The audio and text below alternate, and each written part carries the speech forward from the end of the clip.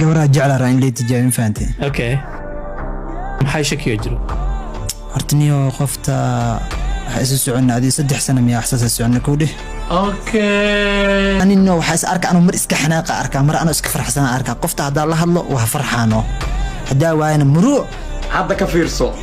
said oo jecla moogtaa war mar xitaa waa isku ooyi jiro wallahi goormay saarag u jabeen magaceed